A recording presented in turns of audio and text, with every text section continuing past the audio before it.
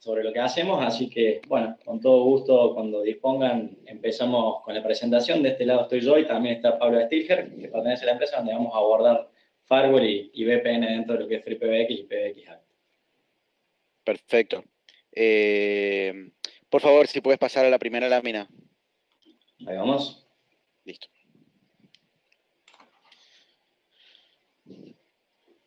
Bueno, como es costumbre en todos los webinars, recordarles que pueden administrar o manejar su cliente de GoToWebinar, que deben tenerlo, tanto para lo que es el volumen del audio, ¿no? Como para el envío de preguntas a través de la ventana de chat, ¿no? Si tienen preguntas, por favor envíenlas, con todo gusto nosotros las vamos a ir respondiendo durante el webinar, y las que no alcancemos a responder, las vamos a pasar en el futuro, ¿no? Por favor, Rodrigo, si me puedes ayudar con la segunda lámina. Bueno, estamos tratando en estos webinars, en estas sesiones de webinars, hacer una introducción a todo el catálogo de Sangoma. Como hemos venido comentando, desde hace algunos años Sangoma ha incrementado su línea de soluciones, y estas actualmente incluyen soluciones tanto para usuario final como para la conexión en la parte de infraestructura, ¿verdad? En todo lo que es comunicaciones unificadas. En esta ocasión vamos a conversar un poco sobre configuraciones de seguridad a nivel de nuestros equipos FreePBX y PBXhack. Te doy el paso ya, Rodrigo. Bueno, a modo de agenda rápida, vamos a tratar de darle dinámica, no queremos aburrirlos. Hemos armado una presentación que tiene marco teórico para hacer introducción al tema, y después la idea es que al menos ir viendo un poco en la práctica cómo funcionan estas cosas. Si bien tenemos muchos laboratorios preparados, digamos, vamos a tratar de hacer lo que se pueda hacer en el tiempo, o al menos mostrar cómo está funcionando algo, como para que ustedes puedan verlo y en base a eso, tomarlo como un aprendizaje. Vamos a hacer una introducción, después vamos a ver cuáles son las herramientas que incluye FreePBX y PBX Hack para darnos un entorno un poco más seguro.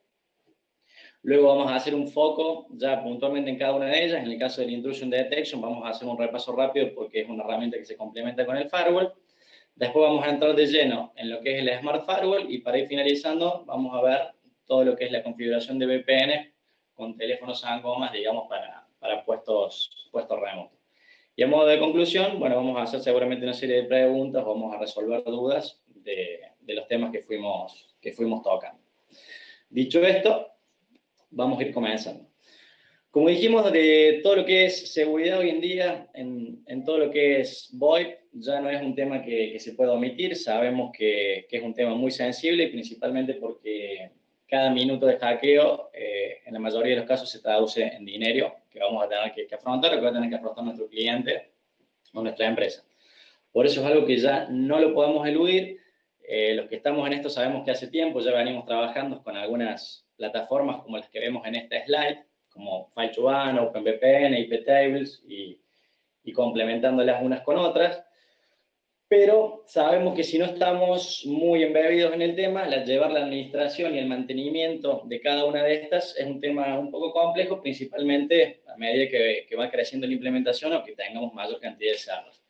Sangoma, digamos, atento a esto, lo tiene como algo muy importante todo lo que es el marco de seguridad, y frente a eso nos brinda hoy en día ciertas herramientas, ¿sí?, que nos ayudan a configurarlo, digamos, de alguna manera un poco más fácil, entre comillas, sin tener que arremangarnos y ensuciarnos, como decimos en la jerga, tocando archivos de configuración y demás cosas. Si bien es muy importante que siempre tengamos en cuenta cuáles son los módulos que están funcionando por atrás y conocer sus configuraciones, de la misma forma que FreePBX o PBX Hack nos ayudan con las configuraciones de Asterisk, también nos dan herramientas para que podamos administrar de una manera un poco más amigable a todas las plataformas o módulos de seguridad como los que vemos acá, que integran obviamente al sistema operativo. Dicho esto, bueno, el primer módulo que nos toca mencionar es el Intrusion Detection. Todo lo que hemos instalado FreePBX, sabemos que una vez que finaliza la instalación, la central a grandes rasgos nos obliga, entre comillas, o nos pide dos cuestiones. La primera es que registremos nuestra PBX para obtener un Deployment ID, que es un ID único para el servidor, para todo lo que es compra de módulos, soporte y demás. Y por otro lado, como primer aviso, nos pide que configuremos el firewall. Atento a las cuestiones de seguridad, sabemos lo primero que nos dice, bueno, atendamos a las cuestiones de seguridad. Ya vamos a ver un poco más adelante esto del wizard, pero si nosotros desestimamos el wizard o desactivamos el firewall, el FreePBX o PBXHack por defecto, el módulo de detección de intrusión queda activo. ¿Qué es el módulo de detecciones de intrusión? A ver, básicamente los que ya lo conocemos no es ni más ni menos que un file to one. Es una cara web para configurar de manera general un file to one que ya viene instalado en la distribución. Cuando nosotros, bueno, acá voy a ir un poquito ya a verlo ya en la propia central. Sabemos que dentro de Admin System Admin tenemos el módulo de Intrusion Detection. Aquí adentro, lo que primero vemos es el estado de cómo está corriendo este servicio. Vemos que está corriendo. Después tenemos los botones para detenerlo o reiniciarlo. El ban time básicamente es el tiempo de baneo o el tiempo que va a dejar a alguien afuera. Como los que no están familiarizados con File2Ban, para comentárselos rápidamente cómo funciona, File2Ban es una aplicación que corre dentro de nuestro servidor que lo que hace básicamente analiza y audita logs, archivos de logs en tiempo real. ¿Qué es lo que busca esta aplicación? Busca justamente adentro de estos logs indicios de ataques, como intentos de logueo o comportamientos extraños, donde la plataforma ya está preconfigurada, y cuando entiende que encuentra alguno de estos registros, después de ciertas variables que vamos a configurar acá, puede dejar afuera o bloquear las conexiones de dicho host o de dicha IP. Lo que estamos viendo en este momento son justamente estas variables que nosotros le vamos a configurar a File2Ban para que se comporte de tal o cual manera. Como dijimos, el ban time es el tiempo que va a quedar baneado, está especificado en segundos, ahí tenemos 1800 segundos a partir de que detecta un ataque, va a bloquear la IP o el host por 1800 segundos.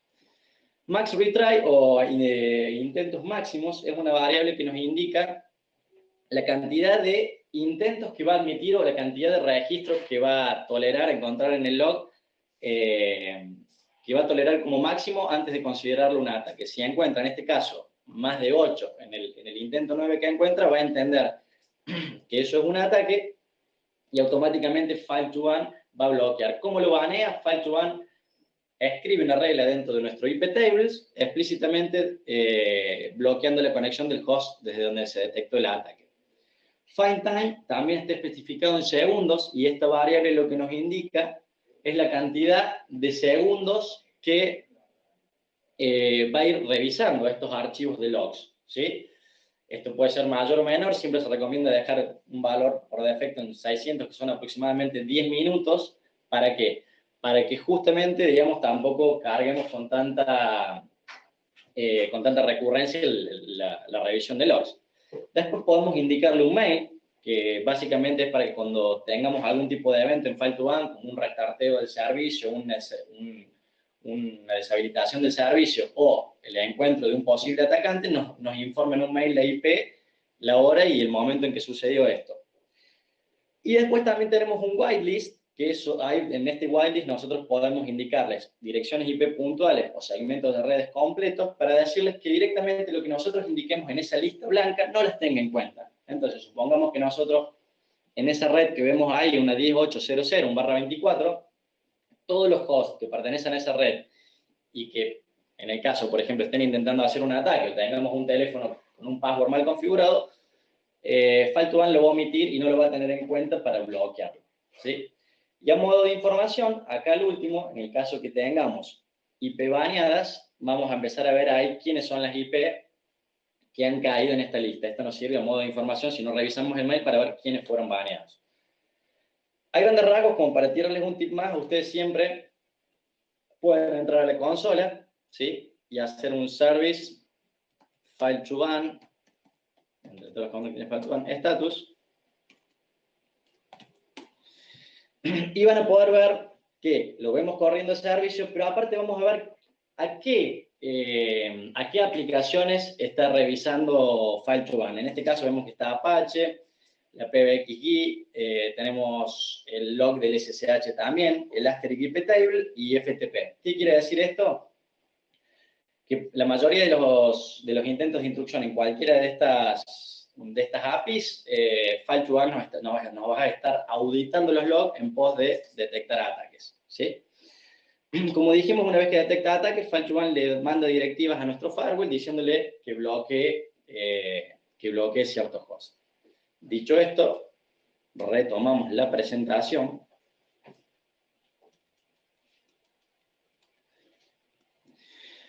Y vamos a hacer foco en lo que es el Smart Firewall que nos provee Sangoma. ¿Por qué se les dice Smart Firewall? Porque Sangoma, más allá de brindarnos una herramienta web de configuración donde nosotros podamos parametrizarla desde nuestra misma interfaz de FreePBX o PBXHack, tiene ciertos comportamientos que nos ayudan a la administración y al mantenimiento de las políticas de firewall. Son comportamientos proactivos, comportamientos que salen de las reglas estáticas que podamos definir y que dependan netamente de nosotros, sino que nos colabora un poco con ciertas acciones que vamos a ver ahora cuando nos adentremos en el firewall. En este caso, esta imagen que ustedes ven acá, la de la ranita con el firewall armada, es la imagen que se nos presenta cuando dijimos recién que se instala FreePBX y nos pide que configuremos el firewall y nos trae un asistente de configuración. Voy a dirigir a la central. El firewall dentro del menú está en Connectivity Firewall. En este caso estamos viendo que tenemos deshabilitado el firewall, como si la instalación recién estuviera hecha. Lo vamos primero que nada a habilitar. En el momento que lo habilitamos vemos que por un lado nos aparecen pestañas que se corresponden con las opciones del menú que tenemos a la derecha, ¿sí? En este caso estamos en la sección principal y vemos que tenemos unos botones para habilitar o deshabilitar el firewall y podemos correr el wizard de configuración que nos ayuda a grandes rasgos con las configuraciones iniciales si no queremos prestarle mucha atención al firewall. En el caso de habilitar y deshabilitarlo, podemos hacer desde este botón. De la misma forma, Sangoma nos provee algo bastante interesante, porque una vez que configuremos el firewall, lo ideal es que no se esté desactivando. Y algo que sucede mucho y que Sangoma también estuvo atento es que cuando hay múltiples administradores de centrales, cuando hay algún problema de red o algún teléfono no se registra, lo primero que recurrimos es a deshabilitar el firewall. ¿Qué sucede? O como ley de Murphy, lo que sucede siempre es que después de que solucionamos el problema de red, nadie vuelve a reactivar el firewall. El firewall queda totalmente desactivado, ¿sí? Entonces, la opción que nos queda es volver a ver si el firewall está activado y activarlo nuevamente. Pero una herramienta que nos brinda Sangoma que es bastante interesante es la creación de un archivo dentro del directorio etc asterisk, donde tenemos un archivo que es firewall.log. Si nosotros creamos ese archivo adentro de ese directorio y el firewall está habilitado, por más de que alguien venga a la interfaz web y quiera deshabilitarlo, mientras ese archivo esté en ese directorio, no lo va a deshabilitar. La única forma que tenemos de desactivarlo es ir y eliminar ese archivo y el botón este va a volver a darnos este control de activarlo o desactivarlo de manera web. Es una especie de llave o confirmación para el administrador real para que no tengamos una desactivación del firewall no intencional y que después se traduzca en un ataque. Es un dato como para que lo tengan en cuenta. Si corremos el wizard, lo vamos a correr ahora, que es el wizard que van a ver ustedes siempre al inicio. La primera pantalla que vemos es esta. Y a partir de acá, la primera recomendación que nos dice es que si vamos a activar el firewall, nos recomienda ponerlos en una zona de DMZ. ¿Qué quiere decir esto? Que sea una zona totalmente expuesta o que no tengamos ningún otro tipo de firewall adelante. ¿Por qué? Eso es muy importante primero porque si tenemos un administrador de red con un firewall adelante, vamos a tener que llevar una doble administración y doble concreción o coordinación de políticas, porque si nosotros abrimos un puerto aquí y tenemos otro firewall adelante, tenemos que comunicarse a nuestro administrador de red, o si somos nosotros, hacerlo en paralelo. Y eso con el tiempo se torna muy complejo, digamos, de administrarlo si no lo llevamos de una manera correcta. Entonces, lo primero que nos recomienda es decir que tratemos de, a la central, ponerle en una zona desmilitarizada, DMZ, o que tengamos en cuenta esta situación si tenemos otro firewall adelante. Bueno, a la hora de continuar, acá nos dice que en cualquier momento de este wizard nosotros podemos abortar el wizard. Si lo abortamos no es que el firewall quede deshabilitado, sino que las reglas que debería aplicar el wizard no las aplica, ¿sí? Si le damos a Next, lo primero que nos detecta este wizard es la red desde la que estamos accediendo. Y automáticamente, ¿sí?, nos sugiere sumar esta red, que en este caso es la 172.16.17.0/24, a una zona de confianza. ¿Por qué hace esto? Porque las zonas de confianza, después ya vamos a ver ahora en un ratito de qué se trata esto de las zonas de confianza no se le aplican ningún tipo de políticas de firewall. Entonces, para nosotros, si nosotros sumamos todo este segmento de red a una zona de confianza, tenemos que ser conscientes que cualquier host de esa red no se le va a aplicar ninguna de las políticas que vamos a definir en el firewall. Esto es para que lo tengan en cuenta si ustedes no desean administrar políticas de firewall en una área interna o en un segmento completo de red. En este caso nosotros le vamos a poner que no le queremos agregar, ¿sí? Y que después las vamos a ir definiendo nosotros a las redes de confianza.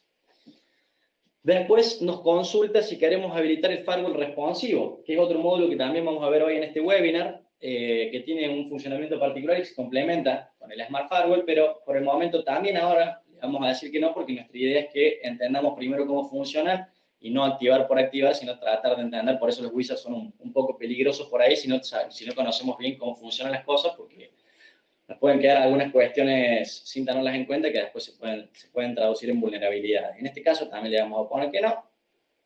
Y por último, ¿sí?, vuelve a insistirnos el wizard, nos dice por un lado si queremos que él configure las configuraciones de NAT o de IP externas dentro de lo que es Asterisk, y aparte agregar como redes conocidas, ¿sí?, las redes que él detectó con las que estamos trabajando. En este caso nos vuelve a indicar la 172.16 y una red 10.8, que es la de VPN, que después la vamos a ver.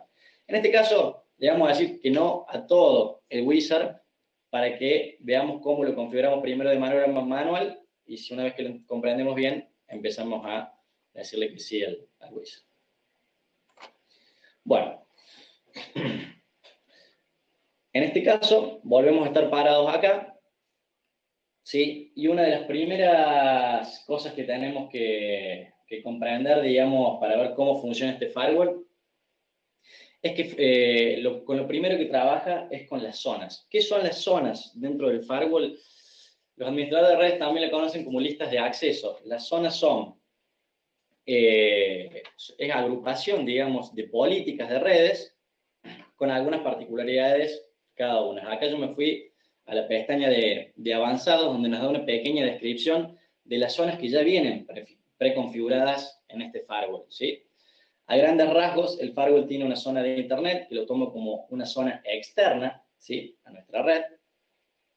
Después tenemos una zona local, donde después vamos a ir viendo qué políticas o qué servicios asociaron a esa zona, pero a grandes rasgos, la zona local lo entiende como una zona local o de red de LAN, ¿sí?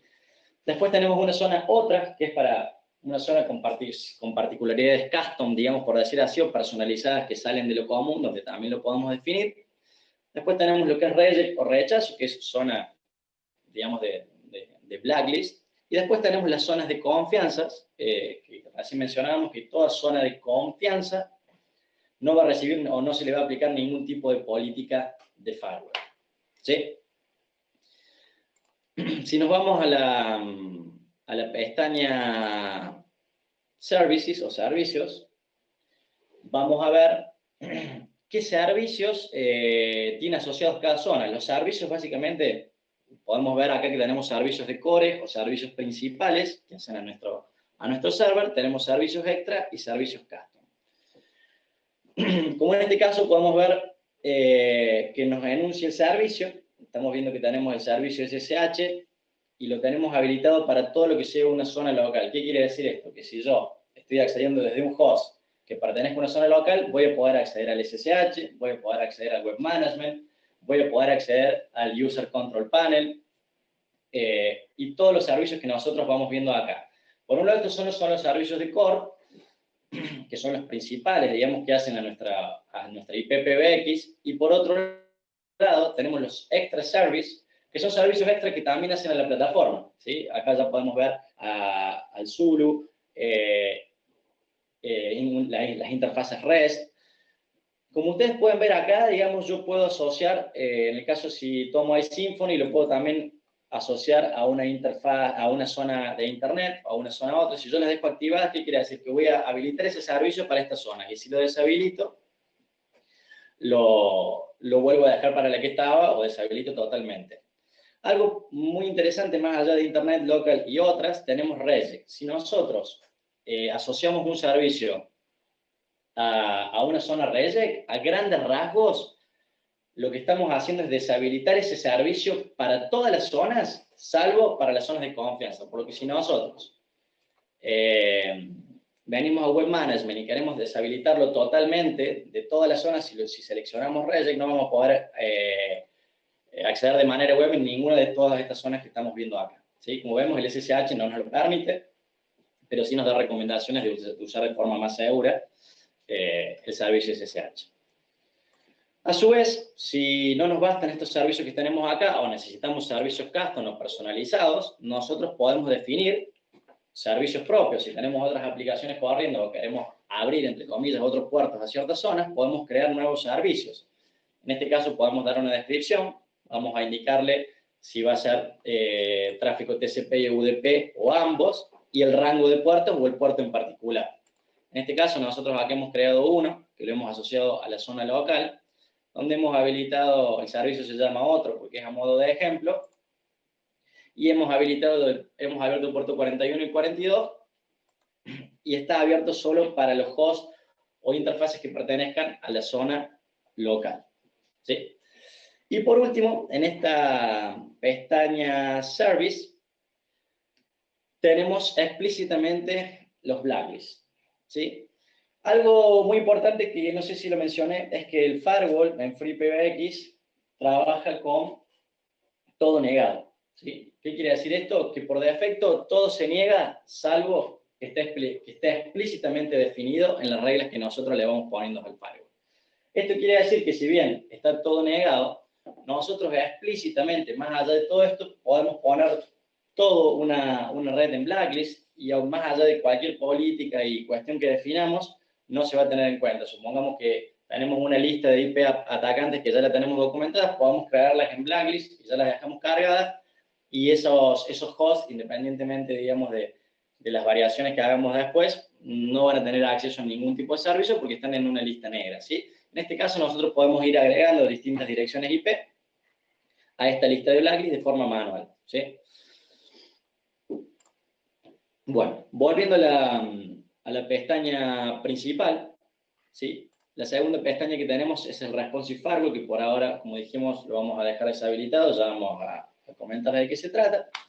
Y por otro lado tenemos la pestaña de interfaces. La pestaña de interfaces nos asocia interfaces físicas o virtuales del servidor a distintas zonas, ¿sí? Una de las recomendaciones que nos da acá FreePBX es que nos dice que casi todas las interfaces deberían estar asociadas a una zona de internet o a una zona externa, como para que esté cerrada casi del todo, y después definir ciertas políticas en otra pestaña que vamos a ver en la que está al lado, que es la pestaña de red. ¿Por qué? Porque a nosotros nos conviene, en este caso, dejar, por ejemplo, en este caso, el ETH0 está dentro de una zona internet, ¿sí? Que sabemos que la zona de internet es la que menos servicios tiene. Entonces, por defecto, esa interfaz está casi toda cerrada, ¿sí? Y no, ningún host o lo que quiere llegar acá va a poder llegar si no está definido explícitamente en las políticas. Esto, digamos, si nosotros, por ejemplo, ponemos la interfaz ETH0 en una zona de confianza, directamente toda esta interfaz va a quedar excluida del firewall. ¿Qué quiere decir esto? Que yo, si la dejo en una zona de confianza a la interfaz y después me gasto definiendo muchísimas políticas, va a ser en vano si yo la dejo en una zona de confianza, ¿sí? Recordemos que la zona de confianza omite totalmente todas las reglas que se definen en el firewall. Entonces, lo que más se recomienda, ¿sí?, es dejarla a la interfaz del servidor. O sea, eso obviamente ustedes como administradores después van a decir, si tienen múltiples interfaces, si esta es una interfaz que realmente está expuesta hacia afuera, la voy a dejar de esta manera o no, pero lo recomendable es dejarla en internet y después dando políticas puntuales para que ustedes sean conscientes de esas políticas, ¿sí? Dicho esto, por más de que en el caso de la interfaz GTH0 esté en una zona externa, está muy limitada, ¿sí? Tenemos que tener en cuenta que el firewall, en esto de que trabaja de manera smart, todo lo que sean conexiones que ya están establecidas o que parten desde adentro de la central, como suponemos que tenemos una troncal configurada dentro de nuestro server y es una troncal que se vincula por un proveedor público en Internet, ¿sí? El firewall, todo lo que sean conexiones que se originan y están establecidas dentro de nuestra central, las entiende y no las va a bloquear. Automáticamente el firewall acá sí nos ayuda un poco y no bloquea todo, sino que tiene cierto criterio para lo que es la definición puntual de las interfaces, ¿sí? El orden de precedencia de las políticas de firewall cuando está activado, como dijimos, está todo negado, pero si queremos saber cómo funcionan las reglas que tenemos estructuradas, tenemos que decir que por defecto, digamos, lo que se permite siempre son las conexiones que ya están relacionadas o establecidas dentro de la central y el tráfico RTP. Eso por defecto, digamos, siempre está abierto. Después, el segundo paso que hace el firewall, toma una preclasificación que en la preclasificación empieza a analizar puntualmente esto que dijimos, si es una troncal y está registrada, si es una VPN que viene por... Y como último paso empieza a aplicar todo lo que son políticas de zona. Siempre hablando de zonas que no estén en zonas de confianza, sino todas las demás, ¿sí? Como vemos, otra interfaz acá abajo, tenemos una interfaz TUN0, que es la interfaz que nos crea automáticamente cuando trabajamos por VPN, que como vemos acá está totalmente deshabilitada la configuración del perfil y cualquier parámetro. Vemos que le crea como una interfaz local, ¿sí? Y automáticamente asocia la IP que tiene esa interfaz virtual. Bueno, vamos a lo interesante. Networks. Acá es donde nosotros principalmente empezamos a definir segmentos de redes o IP a las que queremos dar acceso a nuestra PBX, ¿sí? Como podemos ver, nosotros tenemos estas listas que se van desplegando asociadas a la IP, donde le asignamos, digamos, el perfil. En este caso tenemos Internet, perfil local, perfil otro o zona de confianza. Las que están en roja son perfiles de Internet. Las que están en amarillo son zonas de confianza. Ustedes pueden ver que acá estamos poniendo como una zona externa toda la red 192.168.20, que es una red que la tenemos vinculada como si fuera una red totalmente externa a modo de realizar pruebas. Después tenemos explícitamente la IP 172.16.17.154, que es una laptop sobre la cual estamos también haciendo pruebas. Y después tenemos algo interesante, que esto es muy bueno para cuando tenemos clientes viajeros, donde podemos asociar dominios o dominios dinámicos a estas listas. ¿Qué quiere decir esto? Supongamos que nosotros tenemos un cliente viajero que se mueve o que en su casa o en su oficina externa tiene una IP dinámica. Si él tiene un dominio dinámico asociado donde actualiza la IP en la que se encuentra todo el tiempo, nosotros directamente asociando ese dominio, ¿sí? El firewall periódicamente va a ir actualizando en su tabla cuál es la IP que tiene, y en ese caso nosotros podemos darle una zona de mayor o menor confianza. En este caso le dimos una zona de Internet, pero podríamos darle una zona como local, donde él va a poder acceder ya a la interfaz web y a otros servicios más interesantes. Pero eso es una herramienta realmente muy útil porque nos saca de la rigidez de las direcciones IP fijas, ¿sí? Esto es algo que nos puede ayudar mucho con hosts remotos. Y por otro lado, bueno, ahí tenemos otra laptop, que es la laptop donde estamos haciendo la presentación, que es la 80, que también está en una zona de confianza, ¿sí? Nosotros en este caso, lo que podemos hacer es algún tipo de prueba, ¿sí? Bueno, en el caso, nosotros en este momento estamos parados en la 192.168.20, tenemos ahí un softphone, ¿sí? Con una cuenta registrada de la PBX, pero en este caso, si nosotros entramos a la consola del Asterisk, Perdón.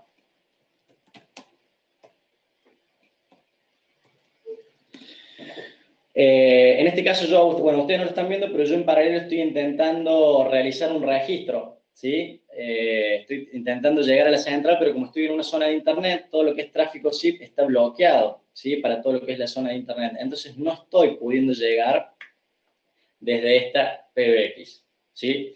Ahora, si nosotros quisiéramos que esa red o un IP puntual llegue, la podríamos cambiar de zona, ¿sí? O, en este caso, lo que podemos hacer también es empezar a trabajar un poquito con el firewall responsivo. A ver, hasta acá lo que vimos es que si bien el firewall tiene cierta, entre comillas, inteligencia que nos ayuda a configurarlo, sigue siendo un tratamiento un poco estático la administración de todo lo que son políticas de redes asociadas a IP o a segmento de red, porque mientras no lo carguemos, no van a llegar, digamos, a nuestra central. Entonces, sí nos sigue demandando, digamos, una administración un poco más intensiva, ¿sí? Frente a esto, el concepto que surge y que el módulo que nos viene a ayudar con esto es el firewall responsivo. ¿Qué es el firewall responsivo? El firewall responsivo es un módulo que se complementa con todo el firewall que venimos viendo a nivel configuración, pero por defecto a ciertos servicios nos habilita, digamos, el acceso o la llegada. Cuando digo ciertos servicios, son explícitamente los servicios que estamos viendo acá. Yo ahora lo voy a habilitar, el firewall responsivo. Y el firewall responsivo en este caso, ¿sí? En vez de dejar todo bloqueado como en las zonas de internet que teníamos, que no voy a poder llegar nunca a nivel SIP, nos habilita solamente todo lo que es protocolo SIP, tanto en PJSIP como en ChanSIP o IX. ¿Qué quiere decir esto? Yo recién, como les dije, estaba intentando desde una máquina llegar y no veíamos absolutamente nada en la consola de Asterix porque los paquetes no llegaban. Responsive Firewall permite que lleguen, pero permite que lleguen auditándolos en tiempo real para ver cuál es el comportamiento de estas conexiones, ¿sí? ¿Cómo funciona a grandes rasgos? Cuando recibe un paquete de señalización a nivel SIP o IX, como ya dijimos, de un make call o hacer una llamada o un registro, una autorización para registrarse, en primera instancia, si es la primera vez que llega, el Responsive Firewall lo deja llegar hasta nuestro Asterisk y analiza el comportamiento, ¿sí? En este caso, si nosotros, bueno, ahí está habilitado el Responsive Firewall, yo ahora voy a ir desde la misma PC que estaba recién, voy a intentar registrarme como lo hice hace un ratito, y ahí estoy viendo que el paquete llegó, cosa que recién no pasaba, y tuvo un intento erróneo de password, ¿sí? Yo voy a hacer sucesivos intentos de registro, y vamos a ir viendo. Yo ahí, por ejemplo, en este momento les tiré más de 10 paquetes y vemos que solamente llegaron 2, ¿sí? Y eso quiere decir que el Responsive Firewall está trabajando. Básicamente, ¿qué está haciendo el Responsive Firewall? Está auditando este intento de conexión. Si nosotros después nos vamos a la pestaña de estado, vamos a ver que hay un número, esto nos da el estado de cuáles clientes se han registrado efectivamente bien y cuáles están en esta situación un poco extraña, ¿sí? Acá vemos que ya contó uno, que somos nosotros mismos, donde ya nos empezó a limitar esta tasa de conexión. Como vio que intentamos hacer muchos registros seguidos y con un resultado erróneo, ya nos puso un primer bloqueo que dura 60 segundos, ¿sí? A partir de este bloqueo que dura 60 segundos, nosotros si venimos acá a host bloqueados, vemos que la IP desde donde yo estoy haciendo esto es la 192.168.20.199. Si ustedes recuerdan, este IP en el firewall estaba, bueno, miren, justo ahora ya nos pasó a posible atacante y nos bloqueó directamente. Si ustedes recuerdan, esta red estaba declarada como internet, por lo que antes no llegaba, pero ahora como habilité el Responsive Firewall estoy llegando, pero el Responsive Firewall me auditó. Veo que tuve un comportamiento extraño, primero me frenó, ¿sí? Y después, cuando siguió auditando, se dio cuenta que había múltiples intentos de conexión y directamente, por más de que yo no los vi en el Asterisk, tomó la concurrencia y me agregó a una lista, a un blacklist, digamos, como posible atacante. Acá estamos viendo cuáles fueron los intentos, ¿sí? Si yo sigo intentando, van a ir viendo que se van a ir agregando ahí los siguientes intentos. Y el Responsive Firewall en este momento nos bloqueó por 24 horas. ¿Qué quiere decir esto? Que nos va a dejar bloqueado. Si vuelve a recibir un paquete, ya sea con un registro exitoso o erróneo, dentro de esta ventana, nos va a ir bloqueando 24 horas más. Recién nos va a volver a habilitar accesos el Responsive Firewall luego de 24 horas que no recibe absolutamente ningún paquete. Por lo que si tenemos un IP que constantemente nos está atacando, no la va a desbloquear nunca, a menos que pasen 24 horas del intento de ataque. Acá podemos ver claramente, digamos, cómo el Responsive Firewall nos ayuda en esto de decir, bueno, automáticamente ya nos dejó registrarnos y no tuvimos que estar agregando la dirección IP ni teniendo en cuenta ni siquiera un dominio dinámico, sino que lo permitió y lo audita, digamos, todo el tiempo, ¿sí? Si nosotros, acá tengo un escritorio remoto, tenemos en este escritorio remoto un teléfono que también está registrado, no lo estoy viendo. Podemos registrarnos, si me registro de manera efectiva, a modo de ejemplo, lo que quería que ustedes vean es que también cuentan los registros exitosos, ¿sí? No se lleven mucho por las métricas de estado del Responsive Firewall, porque el Responsive Firewall, las métricas que va mostrando son pura y exclusivamente las que va tomando desde el momento que se reinició el firewall, porque ustedes si ya tenían previamente 50 internos registrados, no los van a ver como registros exitosos porque ya tomó como conexiones establecidas eso, ¿sí? Yo acá voy a habilitar y me voy a registrar y seguramente van a ver acá en el estado que en un ratito se va a actualizar y voy a tener como registro exitoso del cliente el interno que se acaba de registrar, ¿sí? Bueno, dicho esto a nivel Responsive Firewall, lo que entendemos en base a esto es que este firewall responsivo es proactivo, va analizando y nos ayuda mucho digamos, a auditar esto. Ustedes podrán pensar, y es bueno que no presten a la confusión, de que hace un poco el trabajo de lo que hace File2One. Para que tengan en cuenta ustedes una cuestión, ¿sí? Para que no se les mezclen los conceptos, lo primero que vimos en Intrusion Detection, cuando ustedes activan el firewall, todo lo que son las conexiones a nivel Asterix y todos los registros erróneos, lo deja de hacer el Intrusion Detection y le pasa toda esa responsabilidad al firewall. De hecho, si ustedes, como hicimos recién hace un ratito, ponen el File2One status, van a ver que solamente estamos monitoreando 6 servicios. Si ustedes ven acá arriba, cuando lo largamos hace un ratito, cuando teníamos deshabilitado el firewall, nos marcaba 7. El único servicio que difiere de File2One cuando tenemos el firewall activado es el de Asterix. ¿Por qué? Porque trabaja de forma mancomunada netamente con el módulo de Responsive Firewall y el módulo de Firewall en sí, ¿sí? A todo esto, en paralelo, el Intrusion Detection sigue funcionando en los servicios como Apache y todos los otros que nombramos antes. Bueno, prosiguiendo un poquito con esto, dentro de lo que es la configuración avanzada del firewall, ¿sí? Ya vimos lo que eran las zonas, tenemos una pestaña de Port Service que básicamente nos lista rápidamente todos los servicios, ya sean custom o core o extras, en una sola pantalla. Y después tenemos una pestaña de preconfiguración, digamos, así como existe el wizard, esta pantalla de preconfiguración, nosotros podemos agregar todo lo que son las IP, digamos, las que están especificadas en la RFC 1918, que son las 192, las 172 y la 10, todo lo que es IP de LAN, las agrega directamente a una zona de confianza. Si queremos hacer esto, digamos, lo tenemos que entender, pero siempre teniendo en cuenta qué riesgos ocasiona eso. Y por otro lado, también nos toma la IP desde donde nosotros nos estamos conectando. Son módulos que también los usa el wizard.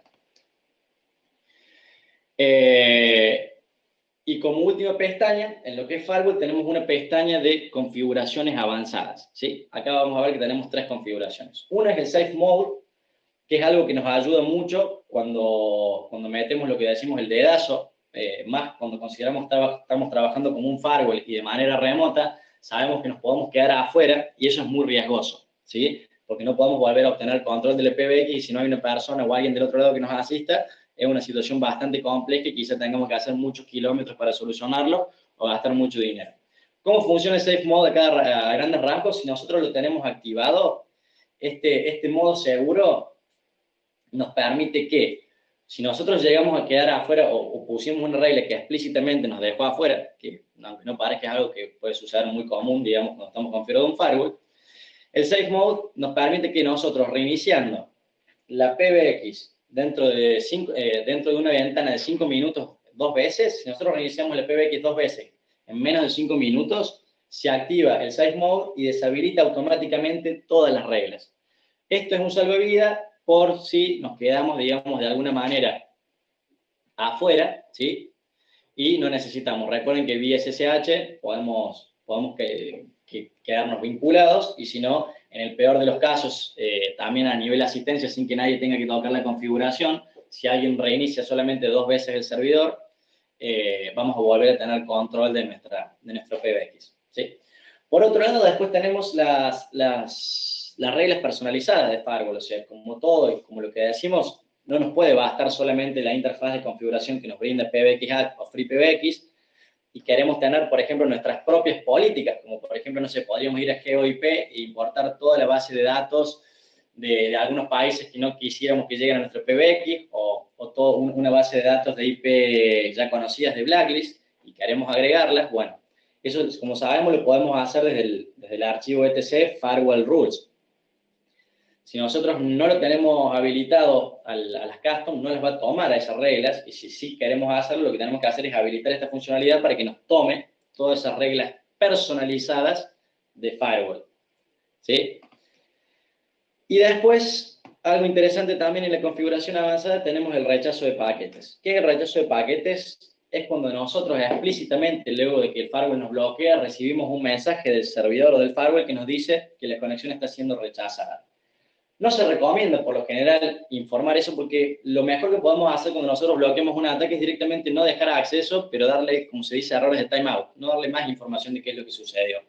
¿Por qué? Porque si nosotros, después de que una persona entre en un blacklist, le damos un aviso de que está reyectada su conexión o rechazada, el atacante sabe explícitamente que nosotros ya hemos detectado su ataque y puede intentar otras acciones. En este caso no se recomienda activar la información explícita de rechazo, sino que se deja deshabilitada, y el atacante lo único que recibe es que no puede llegar por alguna extraña razón o porque no puede detectar, digamos, recibe un timeout. Ese timeout puede ser porque él lo infiere que puede ser un problema de conectividad o que realmente la central detectó que está siendo vulnerada, pero siempre le deja el lugar de duda. Entonces, lo mejor siempre es no dar tanta información, sino dejarlo deshabilitado a la información de paquetes rechazados. Bueno, a grandes rasgos, hemos recorrido todo lo que es la configuración del firewall, ¿sí? En este caso, no sé si, bueno, la idea es pasar ahora un poco a lo que es la configuración de VPN. No sé si quieren que hagamos una ronda de preguntas ahora asociadas al firewall para que después no se mezclen con el otro tema. Podemos hacer eso o las resolvemos todas después. Déjame, a ver, si es que tienen alguna pregunta en este momento sobre el tema de firewall, la pueden hacer, ¿no? Si no, no hay problema, podemos ver, al último tenemos un espacio justamente armado para esto. Ok, hay una pregunta, dice, en el caso de que se tenga que restaurar la PBX en otra y el firewall está configurado, ¿se puede almacenar o guardar esta configuración para trasladarla? En teoría, digamos, las políticas de firewall que están definidas, ¿sí? Dentro de lo que es la importación del archivo, debería llevarlas, ¿sí? Lo que habría que probar es que si el firewall en la configuración anterior estaba activado, va a levantar activado. Seguramente en la restauración de esto no levantan activados, y sí lo activemos para revisar esas políticas, pero sí se puede. Ok, están preguntando si se pueden y dónde se agregan las reglas propias al firewall vía SSH.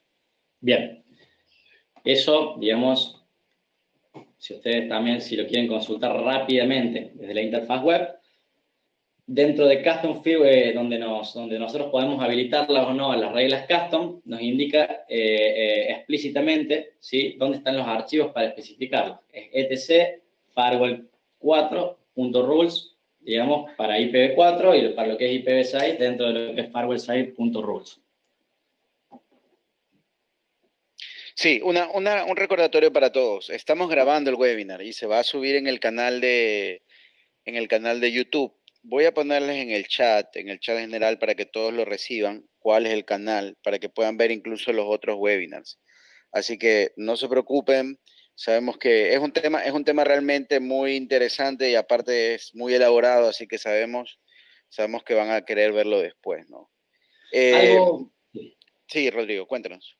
algo bastante interesante, bueno, lo primero es que a nivel wiki, digamos, a nivel wiki de FreePBX, todo lo que estamos comentando está desarrollado, ¿sí? Dentro de la wiki, donde cada tema puntual, inclusive las reglas custom, las configuraciones iniciales, detalles técnicos de cómo funciona el firewall, el responsive, el safe mode, están explícitos. Más allá de esto también, como sabemos, FreePBX tiene su consola, donde nosotros por consola podemos, en este caso lo tengo acá, a ver si ustedes lo pueden ver, tenemos muchos comandos que de la misma forma que lo podemos hacer de manera web, lo podemos hacer por consola para detener el firewall, deshabilitarlo, restartearlo. Podemos consultar, por ejemplo, acá estamos viendo un comando para consultar directamente los blacklists. En este caso, si nosotros ponemos estos comandos, vemos que en reglas de blacklist no tenemos nada.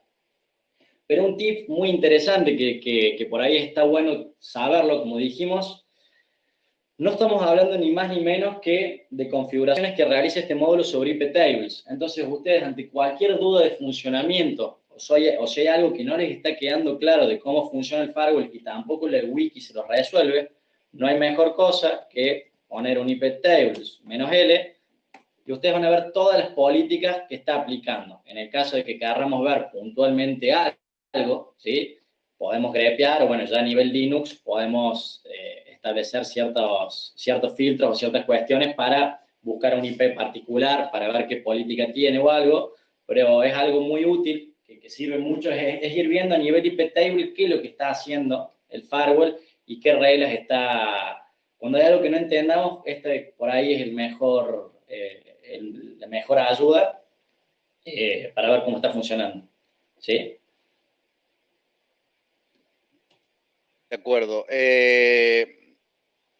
Por ahora vamos a dejar ahí las preguntas para poder continuar y al final volvemos a retomar algunas de las que están puestas que son muy importantes, ¿ok? Continúa, por favor, Rodrigo, con el tema de VPN. Bueno, en este caso, bueno, vamos a seguir pasando. Acá les voy a ceder la presentación a Pablo Stilger para que nos adentremos en todo lo que es configuración VPN. Hola, buenas tardes a todos, buenos días, según donde se encuentren. Voy a pasar a explicar los pasos a seguir para configurar la VPN dentro de FreePBX, PBX Hack, y de esa forma poder conectar teléfonos de manera remota a través de una VPN. Vamos a tratar de hacerlo de una forma bastante práctica. Las PPT van a ser más a forma de guía, pero vamos a centrarnos en la práctica para poder configurar la VPN. Bueno, primero vamos a ver las características principales del VPN Server y del VPN Client. Por el lado del VPN Server, que viene integrado en la central de Sangoma, está basado en OpenVPN, corre sobre capa segura, viene incluido en FreePBX. Vamos a ver que, aunque venga incluido en FreePBX, para configurarlo a través de la interfaz vamos a necesitar contar con el módulo pago Sysadmin Pro. Y como dije, integrado dentro de la interfaz. Esto facilita la configuración del VPN Server y no tener que ir a configurar archivos, editar archivos de forma manual. La propia central maneja los certificados SSL e incluye también la administración de los clientes que se van a conectar a este VPN Server. Por el lado del cliente, bueno, también permite la administración, como dijimos, de los clientes a través de la interfaz. están asociados los clientes VPN a cada uno de los usuarios que creemos dentro de la central. Como sabemos, cada vez que creamos una extensión, se crea un usuario asociado a esta extensión. Ya vamos a ver que yendo a la administración de estos usuarios podemos generar las configuraciones del VPN Client para cada uno de estos. Bueno, el VPN Client viene integrado dentro de los teléfonos Sangoma. Vamos a mostrar también cómo se realiza un provisionamiento de los teléfonos, y en este provisionamiento vamos a ver cómo se configura exactamente la VPN para que le otorgue, bueno, el VPN Client vaya en este provisionamiento. También algo interesante es que esta integración entre los teléfonos nos permite enrutar cualquier dispositivo que esté conectado al PS Port del teléfono, enrutarlo a través de la VPN si el teléfono está en modo router. Y bueno, también vamos a ver que podemos acceder al VPN Client a través del User Control Panel, donde vamos a tener la posibilidad de darle la posibilidad al usuario que acceda y descargue las configuraciones para, bueno, configurar el cliente VPN donde desee. Bueno, los módulos donde vamos a tener que dirigirnos para hacer una configuración de una VPN va a ser primero al configurar un VPN server. Vamos a hacer con cada uno de los clientes. Después vamos a ver cómo habilitar en el provisionamiento de los teléfonos en el Endpoint Manager, que se le provisiona esta configuración de VPN. Y después, bueno, vamos a ir a ver dentro del User Manager cómo habilitar la generación automática de esta configuración de los VPN Client, tanto para los usuarios de forma individual como para los grupos. Bueno, como les dije anteriormente, para configurar el VPN Server a través de la interfaz gráfica se requiere adquirir el módulo SysAdmin Pro. Esto viene incluido en las appliances Sangoma, o además se puede adquirir por un precio muy accesible de $25 por 25 años, es decir que $1 por año es un precio muy accesible. Para acceder a la configuración del VPN Server nos tenemos que dirigir. Voy a ir al navegador, así ya se lo muestro de forma práctica cómo lo hacemos. Tenemos que ir a Admin, System Admin, y a nuestra derecha la última opción que nos va a aparecer va a ser el VPN Server. Cuando entremos ahí, por un lado nos aparecen los clientes VPN que tenemos configurados, que por ahora no vamos a mirarnos mucho, sino que vamos directamente al seteo del VPN Server. Tiene una configuración bastante sencilla. La primera opción es para activarlo o desactivarlo. El segundo es el rango de IP sobre la que va a trabajar, la IP que va a otorgar el servidor. En este caso estamos trabajando sobre la 10.8.0.0, es la que viene por defecto. La central va a pasar a tener la primera IP del pool, que va a ser la .1. Después le vamos a especificar la dirección remota. Si no le especificamos la dirección remota a la que tiene que apuntar el teléfono, automáticamente se va a asignar la IP que tenemos como pública. En este caso le hemos agregado un cuádruple 10, porque bueno, es la configuración que realizamos dentro de la oficina para hacer las pruebas y hacer la demostración, pero ahí debería ir la IP pública. Y bueno, y después están las rutas que podamos proveer a los teléfonos,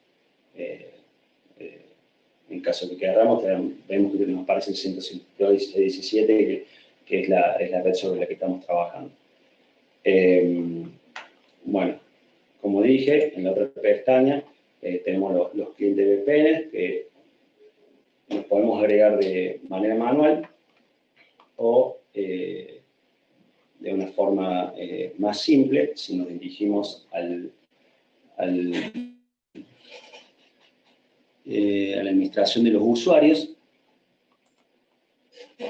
Vamos a ver que tenemos listados todos los usuarios que corresponden con las extensiones que tenemos creadas dentro de la central.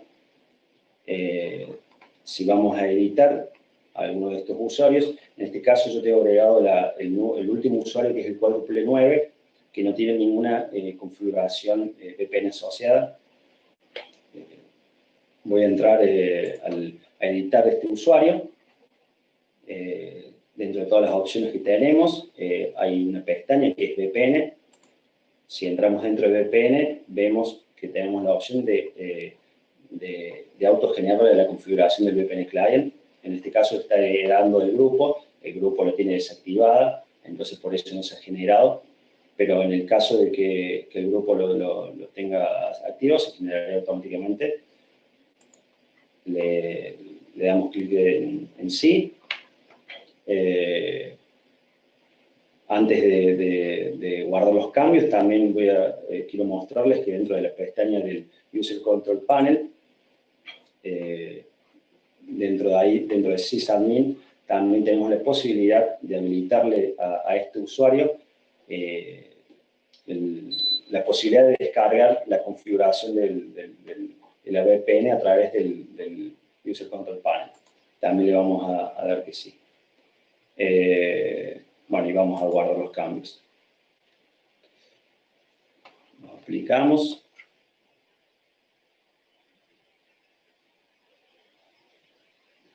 Bueno, una vez que cargue, nos dirigimos nuevamente a sysadmin, a VPN Server, y vamos a ver que se ha agregado la configuración de este usuario, la configuración de VPN. Esta configuración, como dije, por un lado se puede descargar a través del User Control Panel, pero también vamos a demostrar cómo se puede provisionar el teléfono con esta configuración. Bueno, tenemos algunas opciones que definir acá. Si está activado o no, una descripción, si el server tiene configurado un DNS que utilice esa dirección, que utilice la definición, la dirección remota que está definida en el server, o le podemos configurar una de forma manual. Además, también nos da la opción de asignarle una IP estática a este usuario. Si lo dejamos en no, le va a asignar automáticamente un IP que tenga disponible. Bueno, ahora ya configurado, ya listo para provisionar este usuario, el teléfono de este usuario, nos vamos a dirigir al Endpoint Manager. Acá tenemos que tener en cuenta que tenemos ciertas configuraciones que van a ir heredando. Primero tenemos que tener en cuenta una configuración global, la cual va a ser heredada por los templates que definamos. Y por último, en las extension mapping, donde van a estar definidas cada una de las extensiones que queremos provisionar, van a heredar del template a la que esté asociado. Vamos a ir primero a Global Settings. Bueno, no voy a explayarme mucho en las configuraciones que no corresponden a la VPN, pero para que lo tengan en cuenta, que lo tienen que configurar si quieren provisionar el teléfono, y de esta forma configurar la VPN no teniendo que hacerlo de forma manual, sino provisionando el teléfono. Simplemente acá se define la IP interna a la que tendría acceso si el teléfono estuviese en la red interna, o una IP externa, que sería la IP pública, y bueno, y otras configuraciones que no vienen al caso, pero bueno, tengan en cuenta algo muy importante, que cuando provisionan el teléfono se va a actualizar la contraseña del administrador. Entonces, pasa a ser la que de fábrica, va a pasar a ser el 666 o la que la define, el 6 veces 2 o la que la definan ustedes. Una vez que tengamos esta configuración, vamos a crear un template. Nosotros ya tenemos creado un template para los teléfonos Sangoma. Ten en cuenta los modelos de teléfonos a los que va a aplicar este template. Nosotros en este caso el laboratorio lo hicimos con un S700, por eso tenemos únicamente el S700. Hay otras configuraciones que no vienen al caso, pero que bueno, van a impactar en el teléfono al momento de provisionarlo. Bueno, lo podemos definir el template como si va a ser un template para los teléfonos que estén en la red interna, o van a ser para los que estén en la red externa, y también, bueno, hay que tener en cuenta configurar la dirección de destino a la que se va a registrar el teléfono, en caso que esté afuera, no dentro de la red interna. Hay que tener en cuenta que en este caso vamos a conectarnos a través de una VPN, así que no va a utilizar esta IP. También la IP de provisionamiento, puede ser que ustedes dentro del router tengan abierto el puerto 83, que para el provisionamiento del teléfono, y especifiquen ahí la dirección externa. En este caso no se lo define como la 10, pero bueno, debe ser una IP pública. Y bueno, y demás configuraciones que, como les dije, no vienen al caso. Lo más importante, nos vamos a dirigir ya al extension mapping, donde vamos a ver que nosotros en este caso tenemos, como les dije, un teléfono, el S700, creado, en donde vemos, bueno, la extensión a la que le vamos a asociar. Nosotros tenemos la cuádruple 3,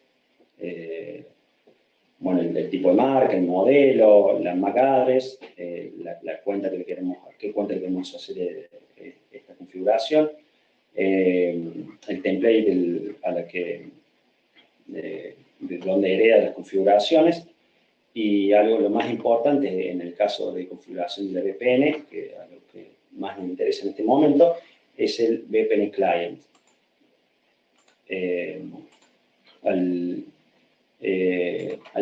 Esta extensión, al tener asociado el usuario 333, nos aparece automáticamente la configuración cuádruple 3, pero además dentro del User Manager le podemos agregar permitir agregar otras configuraciones VPN. En este caso tenemos esta única. Bueno, esto es lo más importante porque por defecto esta no, pero deberíamos definir una VPN. En ese caso, ya con esta configuración lista, una vez que provisionemos el teléfono automáticamente se va a activar la VPN y va a intentar hacer la conexión a través del túnel VPN. A ver, un segundo. Si vemos en la consola,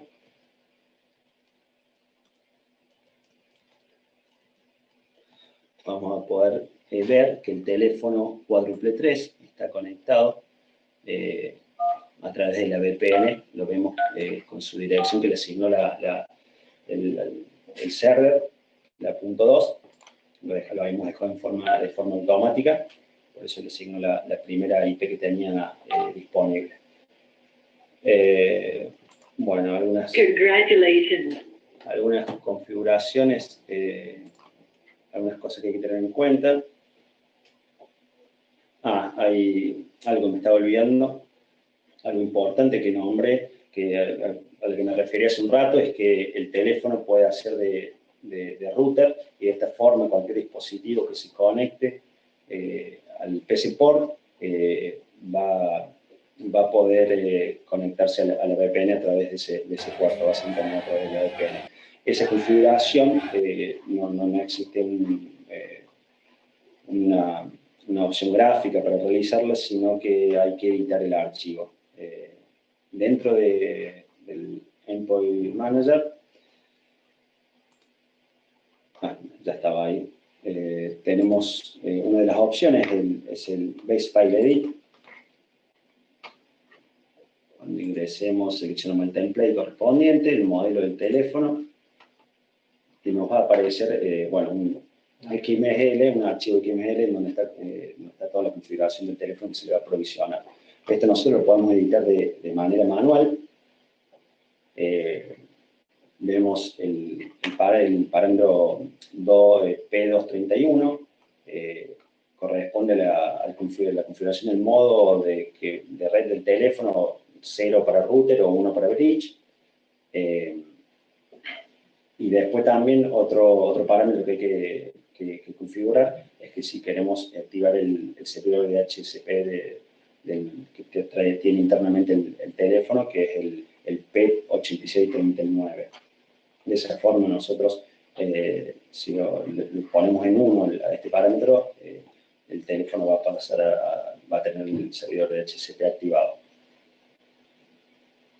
Bueno, algo importante a tener en cuenta es los puertos que vamos a tener que habilitar en nuestro router.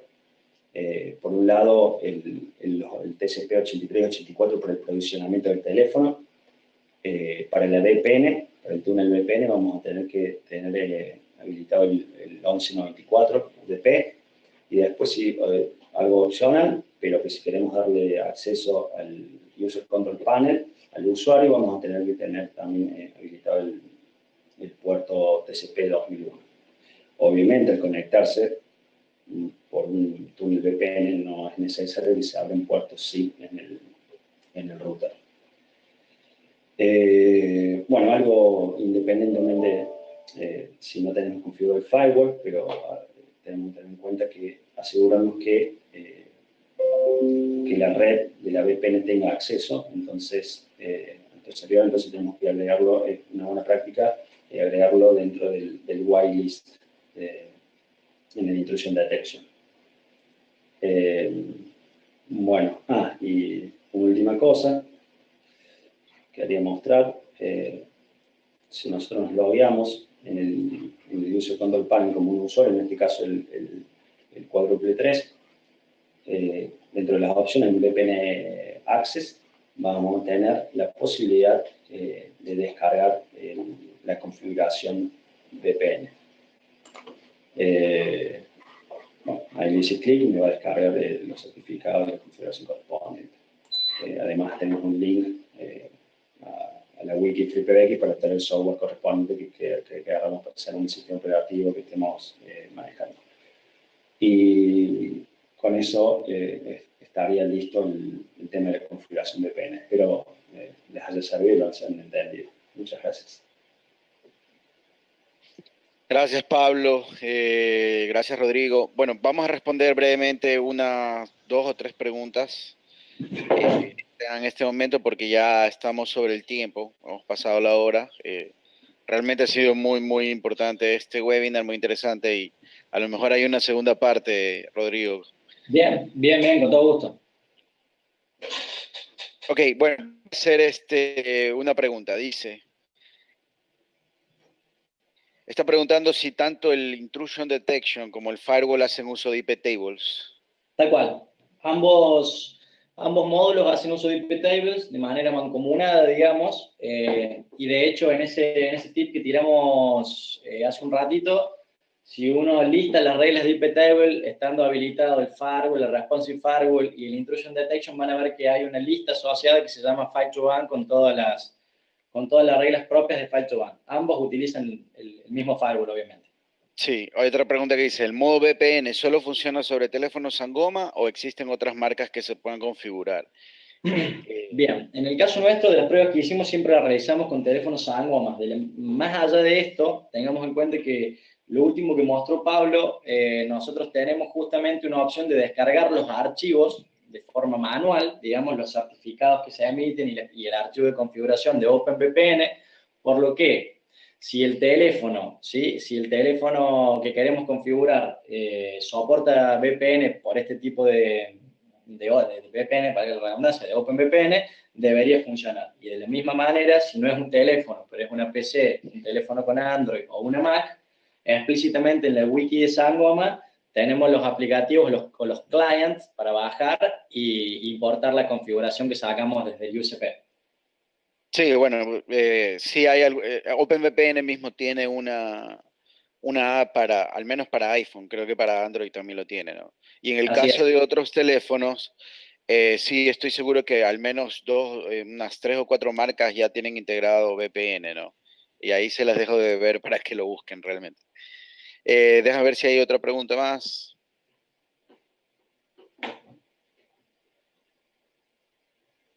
Hay algunas, hay bastantes preguntas. Quizás valga la pena contestar a todas estas preguntas y enviarlas a todos los participantes. Por mi lado, yo Bueno, quiero agradecerte, Rodrigo, a ti y a Pablo, porque realmente fue muy elaborado el webinar, muy bueno el contenido, le dedicaron tiempo a este tema, sabiendo que estamos en una semana donde la gente está también alternando entre el trabajo y la Copa Mundial, pero muchas gracias a ustedes. La concurrencia ha sido muy interesante. En un momento llegamos a tener 130 personas, lo cual es bien, bien, bien interesante. Así que, Rodrigo, Pablo, gracias a todos los que preguntaron sobre el tema del video. Se está grabando, se va a subir al canal de YouTube. Voy a poner nuevamente el enlace en el chat porque hay mucha gente que entró después de que lo puse. Ahí lo pueden ver. Así que bueno, te doy paso, Rodrigo, para que puedas despedirte de la audiencia, tú y bueno, Pablo. bueno, primero muchísimas gracias. Para nosotros es un placer. La verdad que sí, es una pena, como esto es un webinar, digamos, sabemos que estamos sometidos a un tiempo. De hecho, es un tema que da para elaborarlo mucho, es un tema muy interesante para hacer laboratorios, para hacer esto de romper y armar, pero bueno, el tiempo de webinar es cruel y eso nos lleva para otro lado. De cualquier manera, si te parece, Paul, todas las preguntas las vemos y vemos que después en los correos, si enviamos todas las respuestas con un adjunto, como para que eso quede también documentado, e inclusive después se puede agregar al archivo de presentación todas las respuestas que no pudimos evacuar ahora vía el webinar. Pero desde el lado nuestro, encantados y muchísimas gracias por la audiencia en realidad. Perfecto. Gracias. Y gracias, Pablo, también por la Sí, presentación también quería de... agradecer, muchísimas gracias por la oportunidad. Excelente. Bueno, y esperamos tenerlos en una pronta oportunidad queda un webinar aún en esta temporada de webinars que hicimos en este primer semestre del año. Así que no se olviden, es en 15 días. Y bueno, para la segunda temporada esperamos tener también material nuevo, ¿no? Cuenta Muchas con gracias nosotros. entonces y buenas tardes a todos.